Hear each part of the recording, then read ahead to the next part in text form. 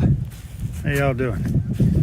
We're out here working in the garden a little bit. The snow is pretty much melted. There's a little here and a little there, mostly on the north sides of everything, of course. We have a little snow in these holes, but most of it's melted. As you can see, I'm working on my tomato area, and I had some stakes break, so I had to dig some holes, trying to get it prepped so it can rest before I replant. You see, I have a lot of debris here. I'm going to use my usual method, but I started to bring in some of the hay manure from the girls' barn that I've had curing for a year, but it was a lot of work. So I did what I was going to do, and I installed a gate over here. No, it's a quickie gate. Quickie. I used one of my telephone poles or power poles. I had cut to 8 feet, dropped it in 2 feet. Took this old gate that was all beat up, redid it. Had to make some adjustments on it to make it work. I know I'm stopping it on a T-post, but if you'll notice, it's on the outside, so it's where the goats are. So when they push, the only thing they're going to get is resistance. So now I'm on this side. I only had stuff for heavy, big gates. Didn't have anything for this little stuff, so I had to make this. Basically, sorry, I'm getting this in there. I know there's wind, I know. I should be using my other mic, but I'm out here working, so.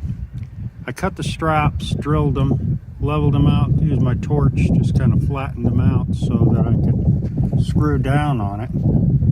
And then this here, I was able to re-drill and then compress, but I had to put a wedge. I don't know if you can see it. There's a wedge right in there because I didn't want the diameter of this thing to change. So I put a wedge in, and then I used in one of my compressors.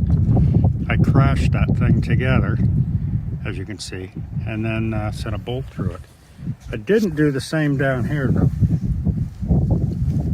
This one was just too big. So what I ended up doing is tack welding it on. And it'll last. You know, it's not like I'm going to use this gate a lot. And this back here is the same.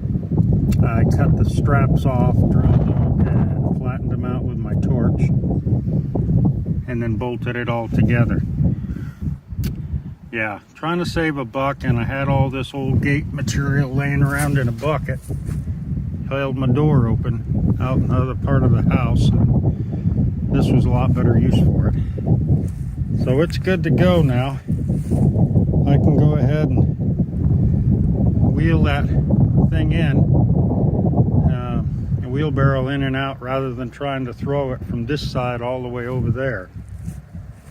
And that's 2 of the piles I've got. I've got a lot of piles out way beyond that big fat tree there. But these here, I've been putting these here for this yard.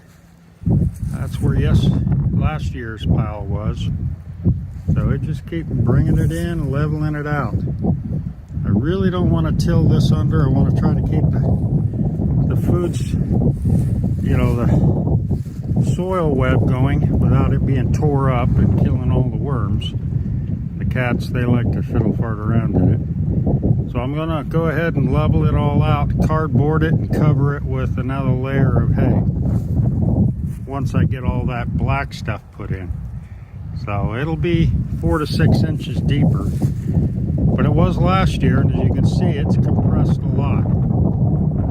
So that's the best I can do for my tomatoes, and they seem to enjoy it.